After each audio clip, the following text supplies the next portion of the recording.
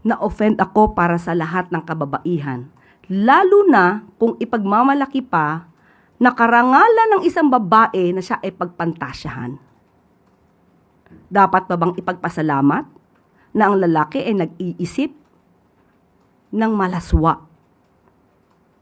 sa iyong pagkababae?